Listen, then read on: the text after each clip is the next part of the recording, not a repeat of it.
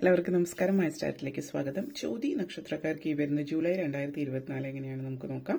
അതിലേക്ക് കടക്കുന്നതിന് മുമ്പ് പ്രൈവറ്റ് കൺസൾട്ടേഷൻ താല്പര്യമുള്ളവരാണെങ്കിൽ അതിന്റെ ഡീറ്റെയിൽസ് ആയി ഡിസ്ക്രിപ്ഷനിലുള്ള വാട്സ്ആപ്പ് നമ്പറും മറ്റു ഡീറ്റെയിൽസും ആണുള്ളത്. വാട്സ്ആപ്പ് വഴി മെസ്സേജ് ചോദിക്കാവുന്നതാണ്. പ്രൈവറ്റ് കൺസൾട്ടേഷൻ സംബന്ധിക്കുന്ന കാര്യങ്ങൾ നമുക്ക് റീഡിംഗ്സിലേക്ക് കടക്കാം.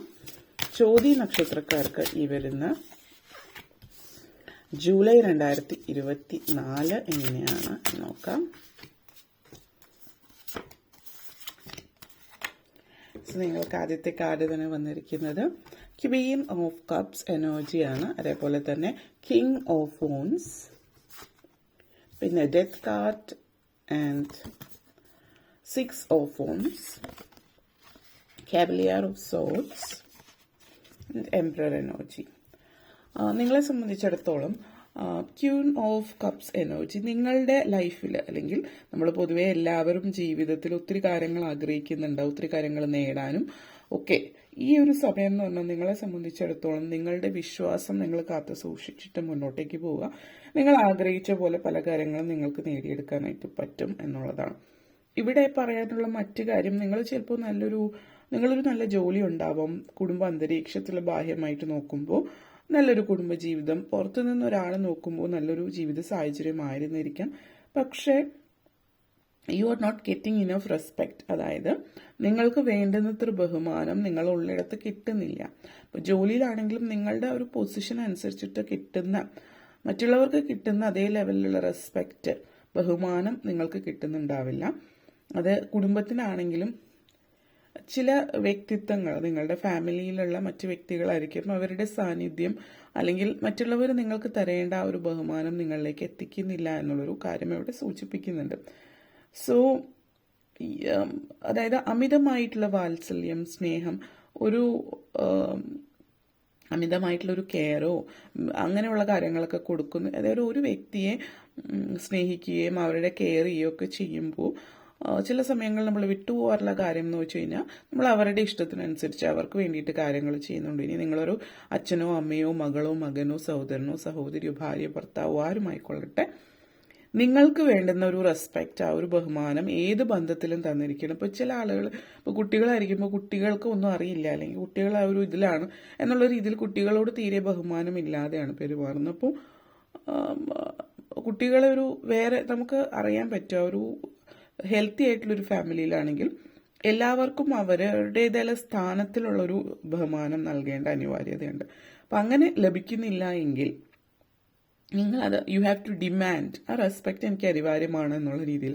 അപ്പോൾ നിങ്ങൾ ചെയ്യേണ്ടുന്ന കാര്യം, നിങ്ങളിപ്പോൾ എല്ലാവരുടെയും കെയറും കാര്യങ്ങളൊക്കെ എടുക്കുന്നുണ്ടെങ്കിൽ നിങ്ങൾക്ക് തരേണ്ടുന്ന ഒരു ബഹുമാനത്തോടു കൂടിയല്ല ഇങ്ങോട്ട് ലഭിക്കുന്നത് എങ്കിൽ കുറച്ചും കൂടി നിങ്ങൾ സ്ട്രിക്റ്റ് ആയിട്ടോ സീരിയസ് ആയിട്ടോ കാര്യങ്ങൾ ചെയ്യാനായിട്ട് നിൽക്കുക എന്നുള്ളതാണ്. സെക്കൻഡ് ചാൻസസ് കൊടുക്കുന്ന പരിപാടി നിങ്ങൾക്കുണ്ട്. അതായത് എന്തൊരു കാര്യത്തിന് ഇനി അടുത്ത തവണ ഇത് തൽക്കാലത്തേക്ക് ഇത് വിട്ടേക്ക് എന്ന് നിങ്ങൾ ജനിച്ചെന്ന് മുതലോ, അല്ലെങ്കിൽ നിങ്ങൾക്ക് ഒരു കാലം, ഇപ്പോൾ ഒരു 10 വർഷമായിട്ട് നിങ്ങൾ സ്ഥിരം കേൾക്കുന്നതായിരിക്കും, സാരല്ല പോട്ടെ, ഇത് ഇനി അടുത്ത പ്രാവശ്യം നോക്കാം എന്നുള്ള രീതിയിലാണെങ്കിൽ give no more second chances. ഇനിയും നിങ്ങളൊരു സെക്കൻഡ് ചാൻസ് അല്ല, ഇത് 100 ചാൻസസ് ഒക്കെ ആയിരിക്കും ചിലപ്പോൾ. അപ്പോൾ നിങ്ങളുടെ പവർ നിങ്ങൾ തിരിച്ചെടുക്കുക. നിങ്ങൾ ആരായാലും എന്തായാലും എവിടെ ആയാലും അമിതമായിട്ട് ആളുകൾക്ക് ചാൻസസ് കൊടുക്കുന്നത് ഒഴിവാക്കുക എന്നുള്ളതാണ്. നിങ്ങളുടെ സെൽഫ് കോൺഫിഡൻസ് നിങ്ങൾ തിരിച്ചെടുക്കുക എന്നുള്ളതാണ്.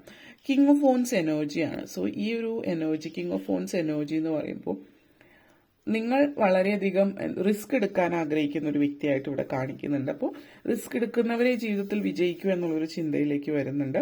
പൊതുവെ നിങ്ങൾക്ക് കോൺഫിഡൻസ് വരാണ്. ഈ ഒരു എനർജി ആണെങ്കിലും ഇതാണെങ്കിലും നിങ്ങളുടെ ഉള്ളിൽ, അല്ലെങ്കിൽ നിങ്ങൾ പമ്മി നിൽക്കുന്ന അല്ലെങ്കിൽ മടിച്ചു നിൽക്കുന്നതിൽ നിന്ന് നിങ്ങളൊരു ഒത്തിരി സംസാരിക്കുന്ന ഒരു വ്യക്തി എന്നുള്ള രീതിയിലേക്ക് ആവുന്നില്ലെങ്കിൽ കൂടിയും വേണ്ട കാര്യങ്ങൾ നിങ്ങൾ വളരെ വ്യക്തതയോട് കൂടിയിട്ട്, ആവശ്യമില്ലാതെ സംസാരിക്കുന്നില്ല, വേണ്ട കാര്യങ്ങൾ പക്ഷെ വളരെ വ്യക്തതയോടും കൃത്യതയോടും കൂടിയിട്ട് നിങ്ങൾ പറയുന്നുണ്ട്. അതേപോലെ തന്നെ വളരെ ഇൻസെക്യൂർ, അല്ലെങ്കിൽ സ്വയം ഒരു അപകർഷതാബോധമുള്ള ഒരു വ്യക്തിയിൽ നിന്ന് അങ്ങനത്തെ ഒരു കാര്യങ്ങളൊക്കെ മാറ്റി വെച്ചിട്ട് നിങ്ങൾ, അതായത് നിങ്ങൾ വളരെയധികം ആത്മവിശ്വാസത്തോട് കൂടിയിട്ട് ജീവിതം നയിക്കുന്ന ഒരു വ്യക്തിയായിട്ട് മാറുന്നുണ്ട്. നിങ്ങളുടെ തീരുമാനങ്ങൾ, അല്ലെങ്കിൽ നിങ്ങളുടെ കാര്യങ്ങളെ കുറിച്ചിട്ട് നിങ്ങളായിരിക്കും തീരുമാനങ്ങൾ എടുക്കുന്നത്. മറ്റുള്ളവർക്ക് തീരുമാനം എടുക്കാനുള്ള ഇത് നിങ്ങൾ മറ്റുള്ളവർക്ക് വിട്ടുകൊടുത്തിട്ടുണ്ടെങ്കിൽ ഇനി നിങ്ങൾ ആ ഒരു വിട്ടുകൊടുക്കൽ നിന്ന് മാറി നിങ്ങളായിട്ട് തീരുമാനം എടുക്കുകയാണ്. പലപ്പോഴും നിങ്ങളുടെ ജീവിതത്തിൽ തീരുമാനം എടുക്കുന്ന മറ്റൊരാളാണെങ്കിൽ ഇതാണ് സൂചിപ്പിക്കുന്നത്. ഈ ഡെത്ത് കാർഡാണ് ഇവിടെ പറയാനുള്ള ഒരു കാര്യം. ചില ആളുകൾ, എല്ലാവരിലും അല്ല, എന്നാലും ചുരുക്കം ചില ആളുകളിൽ ഓരോരുത്തരുടെയും അസ്ട്രോളജി ബേസിസിലോ അല്ലെങ്കിൽ ടാരറ്റ് ബേസിസിലോ ഉള്ള വ്യത്യാസങ്ങൾ അനുസരിച്ചിട്ടിരിക്കും നിങ്ങളുടെ ജീവിതം ഈ വരുന്ന ഏകദേശം 1 വർഷത്തിനുള്ളിൽ നിങ്ങളുടെ ജീവിതം പാടെ മാറി മറിയുന്ന ഒരു സാഹചര്യമാണ് സൂചിപ്പിക്കുന്നത്. അപ്പോൾ ജീവിതം തന്നെ പാടെ മാറി മറിയുന്നു എന്ന് പറയുമ്പോൾ ഒരു റീബർത്ത്, ഒരു പുനർജന്മം തന്നെയാണ് നിങ്ങൾക്ക് ഇവിടെ കാണുന്നത് എന്ന് പറയാൻ.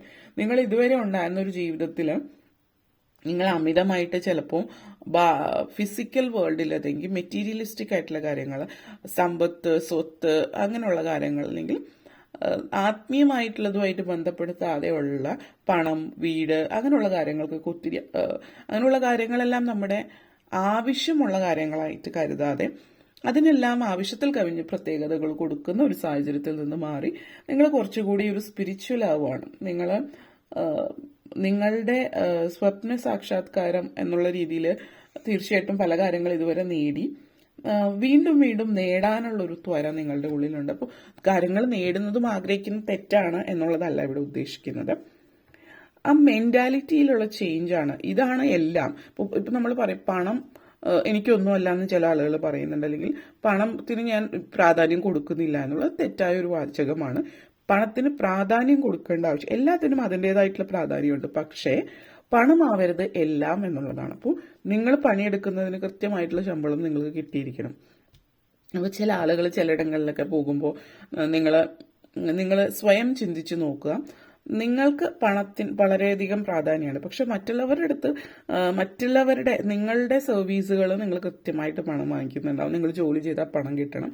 പക്ഷെ ചില ആളുകളുടെ അടുത്ത് ചില സാഹചര്യങ്ങളിൽ പോകുമ്പോൾ ഇതിലെന്തെങ്കിലും ഡിസ്കൗണ്ട് കിട്ടാൻ സാധ്യതയുണ്ടോ, അല്ലെങ്കിൽ നേർപകുതിയോ 10% ആക്കിയിട്ട് വില പേശുന്ന ഒരു സ്വഭാവം നിങ്ങളിലുണ്ടെങ്കിൽ നിങ്ങൾ സ്വയം ആലോചിച്ച് നോക്കുക.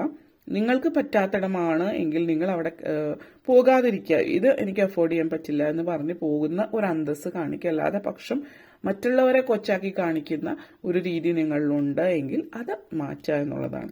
പിന്നെ നിങ്ങൾ സ്വയം നാണം കെടാതിരിക്കുക. ചിലയിടങ്ങളിൽ പോയിട്ട് സ്വയം നാണം കെട്ട് വരുന്ന ഒരു സാഹചര്യമുണ്ട്. അപ്പം അതൊക്കെ മാറ്റിവെക്കുക. നിങ്ങളുടെ കയ്യിലുള്ള പണത്തിന് വളരെയധികം മറ്റുള്ളവരിലേക്ക്, നിങ്ങളുടെ കയ്യിൽ ഒത്തിരി ഉണ്ടായിരിക്കണം. മറ്റുള്ളവർക്കൊന്നും നിങ്ങൾ ഒന്നും ചെയ്യുന്നില്ല, പക്ഷെ എല്ലാവരും നിങ്ങൾക്ക് വേണ്ടി ചെയ്തു തരണം എന്നുള്ളൊരു ചിന്തയുണ്ടെങ്കിൽ അത് മനസ്സിൽ നിന്ന് മാറ്റുക. ഈ വരുന്ന 1 വർഷത്തിനുള്ളിൽ നിങ്ങൾ വളരെയധികം മാറ്റം വരുന്നുണ്ട് ലൈഫിൽ. ദൈവത്തോട് കൂടുതൽ അടുക്കുന്ന ദൈവികത, ആത്മീയത, ഇതിലൊക്കെ താല്പര്യം പ്രകടിപ്പിക്കുന്നുണ്ട്. അതുകൊണ്ട് തന്നെ ഒരു സന്തുലിതാവസ്ഥ ജീവിതത്തിൽ വരുന്നുണ്ട്. സമ്പത്ത്, സ്വത്ത് വക കാര്യങ്ങൾക്ക് വേണ്ടിയിട്ട് നിങ്ങൾ പ്രയത്നിക്കുന്നു. അതോടൊപ്പം തന്നെ നിങ്ങൾ ദൈവികവും ആത്മീയമായിട്ടുള്ള കാര്യങ്ങൾ, നിങ്ങളുടെ സഹജീവികളോടുള്ള ബഹുമാനവും ഒക്കെ നിങ്ങളിൽ വരുന്നുണ്ട്. അത് വളരെ നല്ല കാര്യം.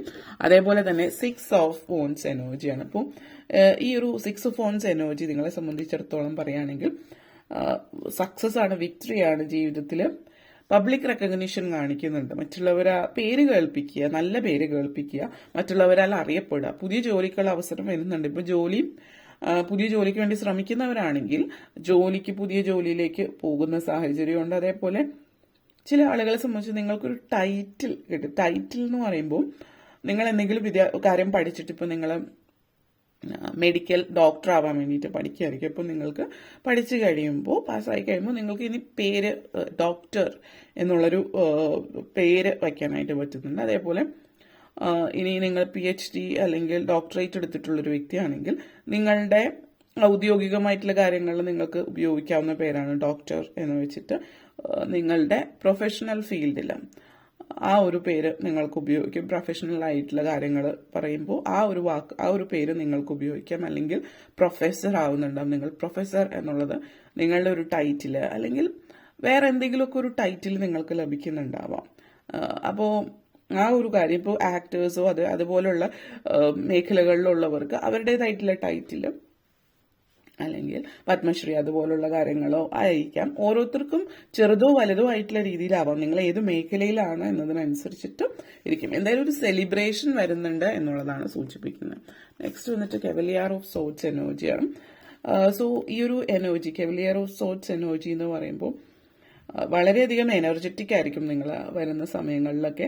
അനാവശ്യമായിട്ടുള്ള ഗോസിപ്പുകൾക്കും കാര്യങ്ങളൊക്കെ നിങ്ങളിലേക്ക് എത്തുന്നുണ്ട്. പക്ഷെ നിങ്ങൾ അതിനൊന്നും ചെവി കൊടുക്കാൻ പോകാതിരിക്കുക എന്നുള്ളത് എടുത്തു പറയുന്നു. കാരണം നിങ്ങൾ ഇങ്ങനെയുള്ള കാര്യത്തിൽ കൂട്ടത്തിൽ കൂടിയാൽ അവസാനം അത് നിങ്ങളാണ് പറഞ്ഞത് എന്നുള്ള രീതിയിലേക്ക് കാര്യങ്ങൾ വരാം.